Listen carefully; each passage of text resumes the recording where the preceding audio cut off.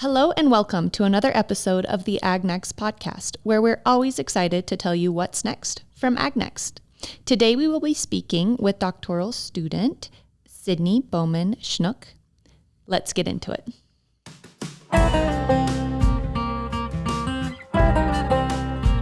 Welcome, Sydney. Start off, maybe tell us a little bit about how you got to CSU, your background, and what you hope to get in your time here. Absolutely, yeah, I can do that. So I actually grew up in Colorado on a small cow calf and hay operation just south of here a little bit. We not only raised cows, but also custom finished some steers, and I really became intrigued with the feedlot industry. So that's really where my path in agriculture took off, and kind of the one that I followed the whole way through. I went to Northeastern Junior College first, and then to Kansas State University. I was on the livestock judging team at both places, and really enjoyed my time there. And then when I was getting out of K-State, I realized how much I enjoyed the research aspect of agriculture and production. So I followed that to Texas Tech University. I got my master's there in ruminant nutrition with a little bit of a shake of meat science and muscle biology along the way. And then I knew that there was something missing from my realm of understanding and my ability to really integrate into the industry and into the supply chain. And so I followed that kind of lack of knowledge to CSU. Really wanted to learn about sustainability research, about what we were doing here, and it's just been a great turn. So awesome. So Sydney, as a Ph.D. student, you've had to complete a lot of research. So for our listeners who don't know, a Ph.D. at Colorado State University is 3 research chapters with the intent of having 3 peer-reviewed publications that come from your PhD. So you have 3 distinct research projects. Let's start with research project number 1, hypothesis number 1. Walk our listeners through what your research question is and what you've found. And John and I will help kind of guide the conversation as we go. That sounds great. So the first chapter of my dissertation is a continuation of another PhD student's projects. And so really that's looking at the feedlot implications of early life immune status and then interventions in the way of extended feeding IgG on lifetime health, performance, and then carcass traits initially. So what's IgG? IgG is immunoglobulin G, fun to say, and fun to research as well. But that's essentially a marker of immune status that we use in some of those early calves at a day old or 3 days old to essentially say whether or not they received transfer of passive immunity from their dam. Awesome. How do you measure that? So that is a blood test. And Cesar Velasquez-Rios, who is another PhD student here with AgNext, would have done all of those assays for the calves, but it's a colorimetric, really fun assay that he got to run. So awesome. Thankfully, I just used his data. Awesome. Yeah. Okay, so you got those calves from Cesar's group. We did. Beef on dairies. They were beef on dairy crossbred steers. So those came from California from his study that was conducted at a commercial calf ranch.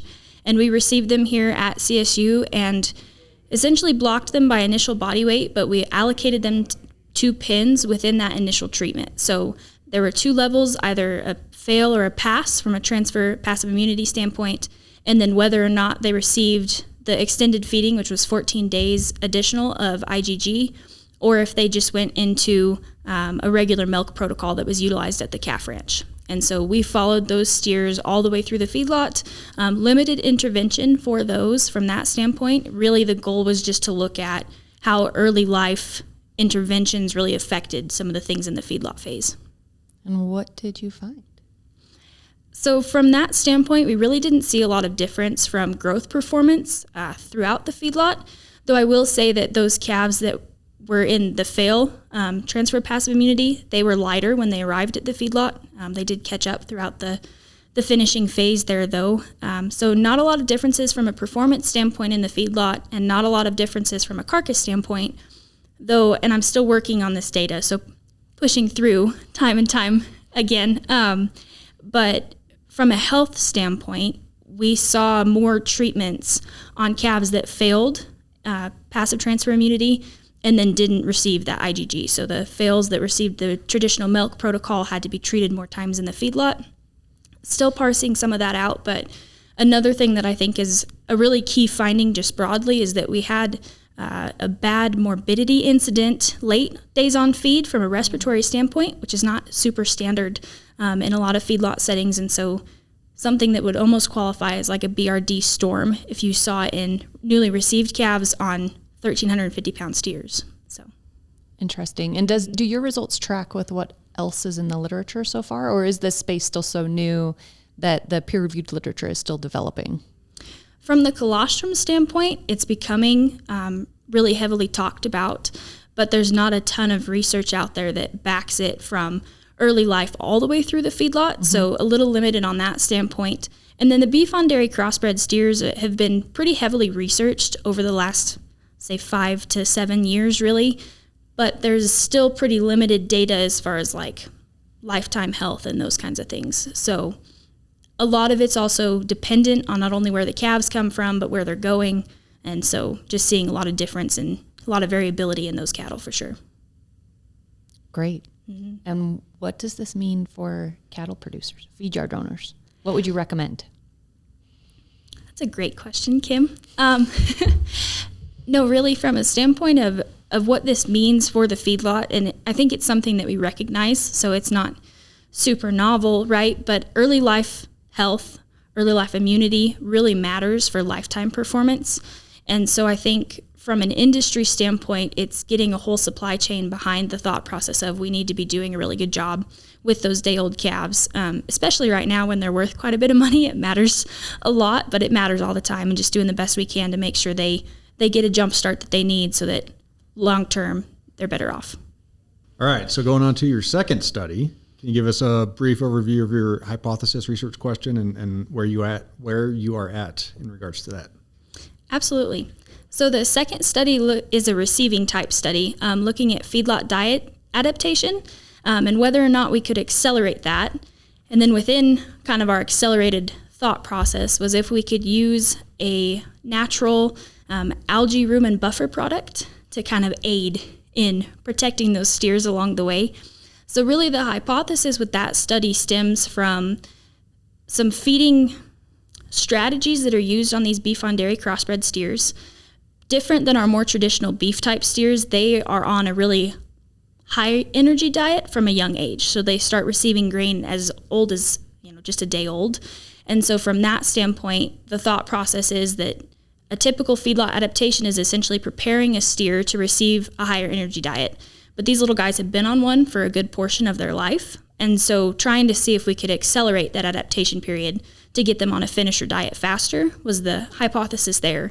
And then the algae rumen buffer product we used, the goal was that you could accelerate those calves, and then what we did challenge them at that point. You did push them harder than standard. And so whether or not we could provide some aid with that buffer was really the hypothesis. And are those results still pending from a statistical standpoint? They are pending. So there's different things that we've done and that we've looked at. The neat thing with those cattle is we put in a subset of those calves a rumen pH bolus.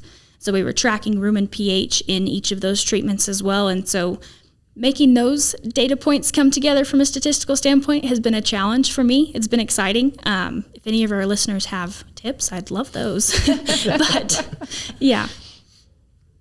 Good. And so what are the main takeaways for cattle feeders from this second study? So I think the main takeaway, our hypothesis did fail a little bit. The accelerated cattle that were pushed onto that finisher diet faster, that had lasting negative implications for their feedlot performance. They weren't as efficient. They didn't have as a significant average daily gain early, and overall that tended to decrease their average daily gain actually. And so from that standpoint, the more conventional, what we would call a conventional 28-day transition period did a better job for those calves, which I thought was intriguing. Even though they're receiving higher energy diet, they still need that time to adjust and adapt, which was really neat. The interesting thing from an algae buffer product standpoint was looking at liver abscesses at the packing plant. Addition of that buffer product compared to just the control in the accelerated group actually reduced severe liver abscesses, by 81%. So those would be on an Elanco liver scoring system, an A+, an adhesion, open abscesses and then adhered and open. So that makes a big difference in a packing plant, for sure. Yeah. Great. Hypothesis 3. Hypothesis 3. So the third study in my dissertation was actually an implant study.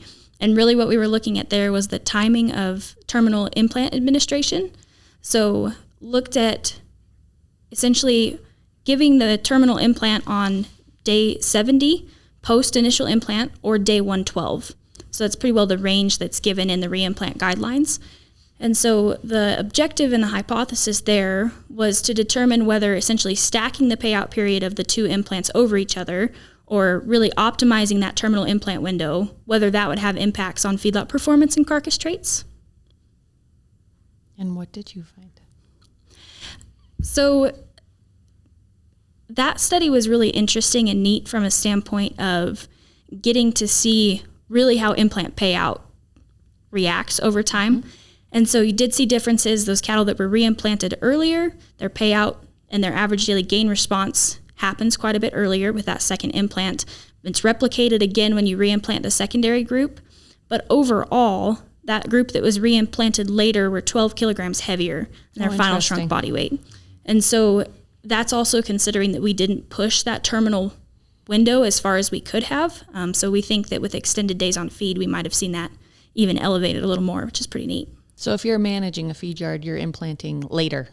Later. Okay. Appears so. Great. All right, so I got a broader question for you. Going over your 3 kind of studies, pretty different research questions, I might say. So what do you think we have learned from about sustainability more broadly based on these 3 studies? Are there things that maybe they tie in together, or are they really truly separate studies? And what do you think this means for our industry moving forward? No, absolutely. I love the question. Really, the tie between all of the studies is the beef on dairy crossbred steers. And essentially, the title of my dissertation has to be pretty broad from that standpoint. So it's nutritional and management interventions for beef on dairy crossbred steers in the feedlot. And from that standpoint, I think looking at it from a sustainability lens and the outlook there, not only are we essentially looking at a class of cattle that has started to represent a greater proportion of our total fed beef supply, that don't behave like our traditional native type steers. I mean, they're not the same thing. And so continuing to try to just optimize the way those are managed in the feed yard is really crucial. I guess from my perspective, doing more production type research out of our Climate Smart research pens, my tie to sustainability then is really resource use efficiency. So looking not only at things like feed efficiency, but morbidity and mortality data as well. And so essentially trying to make those cattle fit into our current system as efficiently as possible really is how my broader project would tie in. That's great. That was a perfect answer. So what are your plans after graduation, Sydney? You have about another year with us, unfortunately, and then you're moving on. That's the problem. For the listeners that don't understand the plight of PIs, we have 100% turnover on purpose with our students. So Sydney will be leaving us in a year. And where do you envision yourself? What does the dream job look like? Oh, goodness. No, I think the dream job has changed and molded. I decided when I was 16 that I wanted to be a consulting feedlot nutritionist, which is a very odd decision, I think, to make, not very common. So that's been the dream a decade in the making, and I still think that there's a large part of that pulls to me for sure. The thing that I've really realized, especially in doing some of this research, is that I'm as interested in the management aspect of the feedlot and in the people, really the ones, the boots on the ground and doing the things. I'm as interested and as invested in those as I am in the cattle themselves.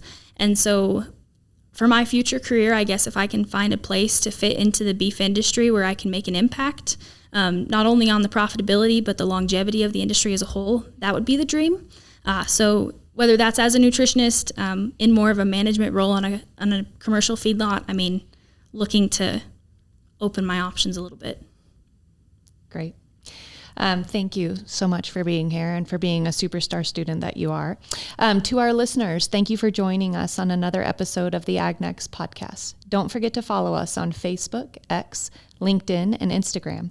If you have feedback you would like to give us or know how to analyze Ph.D. data from boluses, please send an email to agnext@colostate.edu, and we'll do our best to answer you as soon as we can.